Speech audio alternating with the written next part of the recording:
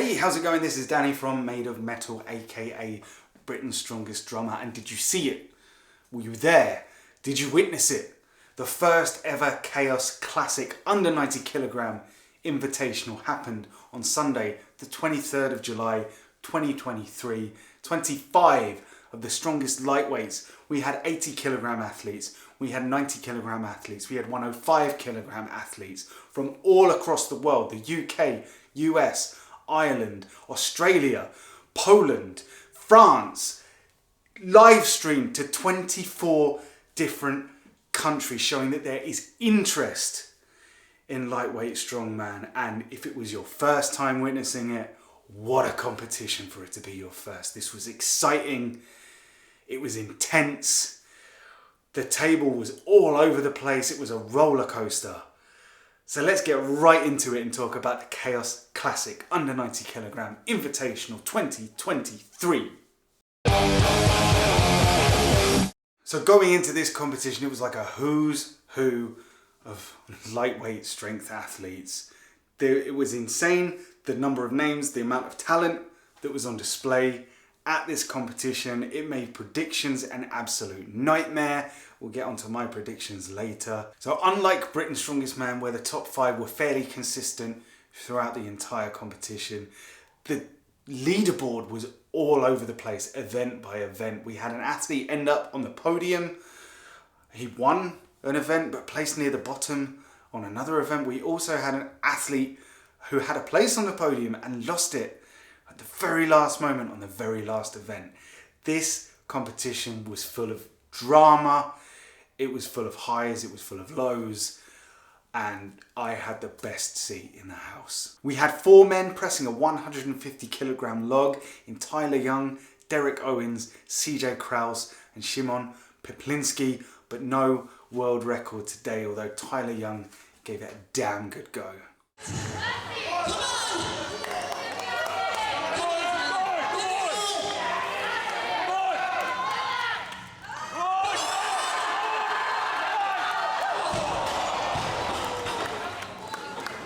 So let's take a look at the podium for this first ever Kaos Classic. In third place, we have John Hack, the powerlifting phenom, now cementing his name as a strongman phenom. In second place, we had Nick O'Hare. And in first place, with a decisive lead going into the final event, Dan Benson. If anyone was consistent across the day, it was Dan Benson. A valuable win for him in the deadlift for reps, just locking out an 11th rep to take the win, which was verified after the event with some video review, and from there it was just success after success. He told me going in that his favourite events were the deadlift, obviously, and the farmers, and he delivered on both, taking those event wins. Going into the final 2 events, Dan was in a commanding lead, so just needed to finish each. So he was deliberate on the yoke into sandbag and put in a solid performance when it came to it on the power stairs. I was told going into this competition that Nick O'Hare wasn't necessarily known for his grip strength, and unfortunately that bore to be true on the farmer's carry. This was 135 kilograms in each hand, bear in mind, but Nick O'Hare was actually unable to finish the first leg. However, that seemed to be the only chink in Nick O'Hare's armour. With a solid log press, he tied second place on the axle deadlift for reps and finished in the top 3 in the other events, taking the win with the Hossafel sandbag carry. After the 6 events though, he was tied at second place with John Hack, so it came down to a tiebreaker, which was a sandbag front hold for maximum time. He won that tiebreaker to secure second place. And what to say about John Hack? What a strongman athlete. We knew going in that statically he is one of the strongest men on the planet. What was unknown was how he would do on the more strongman specific events, the moving events. But what a statement, what an impact he made in his first full competition. He proved himself more than capable across a variety of events in this competition. Now, a coach may be able to pick apart some of the technical aspects It was a little wobbly in the front rack position on the log, also on the farmers, but there is no denying the outcome. The speed with which he moved with that Husserfeld sandbag was insane. And he put the power in power stairs, taking the event win. Here's hoping we see a John Hack return soon, maybe the Kaos Classic 2024. The current reigning under 80 kilogram world's strongest man, Ben Donnan, placed 4th overall in this outrageously stacked lineup, despite the fact he competed 7 days prior to this competition, an under 105 competition in the Czech Republic. Which just goes to show, if your name is Ben Donnan, you can do 2 competitions 7 days apart and still perform at your peak. As we expect from the under 90 kilogram deadlift world record holder, he manhandled the axle deadlift 290 kilograms for 8 reps. He even took an event win in the yoke into sandbag despite losing his cap after dropping the yoke and hesitating as to whether he should pick it up before running back for that first sandbag. His coach Tom Hibbert definitely told him off after that.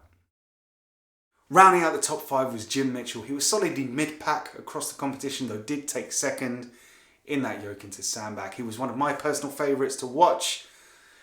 The intensity, the effort, the head veins. CJ Kraus also performed so well across the day. He vipered most of his log presses, resorting to a nearly strict press when it got up to the 140, 150 kilogram logs, and took 2nd place in the farmer's walk and blitzed that yoke into sandbag. Heartbreakingly, an error on the Husserfeld sandbag carry, an absolute disaster on the power stairs, meant that CJ went from a podium position down to 8th place. He was so unfortunate on the power stairs, failing to load the final implement onto the final step, and that cost him dearly. It's not the finish anybody wanted for CJ Kraus in this competition, but to finish in the top 10 among this lineup of athletes is incredible, and knowing CJ, he will be back, and he will be back stronger and hungrier. Similarly, Gav McNamee had a great start to the competition, solid showing on the log, tied for 2nd on the axle deadlift for reps, and a top 5 finish on the Husserfeld sandbag carry. Unfortunately, the back half of the competition didn't quite go to plan. He just about finished the farmer's carry, was unfortunate to not be able to load the 2nd sandbag, and the power stairs he just finished despite the 3rd implement tumbling from the 2nd step down to the floor. So the fact that he still gave everything after such unfortunate mishaps is definitely something to be commended. Halfway through the competition at the Kaos Classic, similar to Britain's Strongest Man under 80 kilograms, we had another world record attempt. We had Sarah Schiff and Victoria Long going head to head to produce the biggest female deadlift ever. Unfortunately, Sarah Schiff had an issue early on with straps. I believe she's not used to lifting in straps, and that threw her off on the first lift. She gave it 2 or 3 very good goes, but it seemed as though the bar was just pulling her forwards. So she took rest, went straight up from, I believe, around 270 kilograms to 302, was unable to do so without straps, which left Victoria Long, who produced very speedy reps at 270 kilograms and 297 kilograms. Victoria Long then decided that she wanted to go straight for 700 pounds, that's 317 kilograms. The barbell moved quick, the barbell moved up to Victoria Long's knee, and then unfortunately she suffered a hamstring issue. I don't know how bad it is, but I hope she's quick to recover and she is quick to attempt this again. She will be back in the UK later in the year as part of the Giants Live World's Strongest Nation. I can't wait to see her perform at that show. So that's just some of the action that happened at the first ever Kaos Classic under 90 kilogram Invitational. I didn't even have time to talk about Derek Owens looking so powerful on the log and suffering a mishap during the sandbag carry.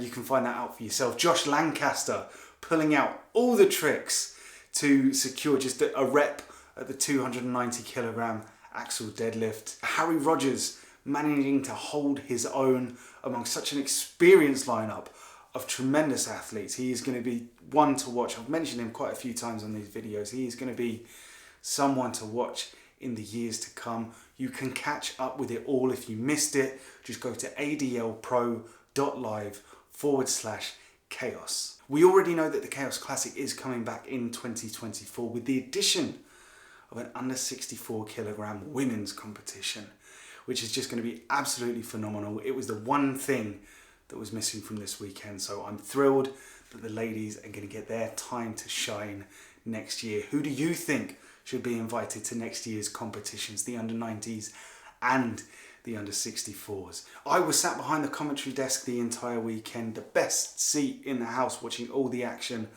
unfold, and I had the time of my life. I shared commentary with some of the most knowledgeable people in the sport in the form of Shane Germain, the Giant Slayer CJ Kraus, and Christine Panda Matthews.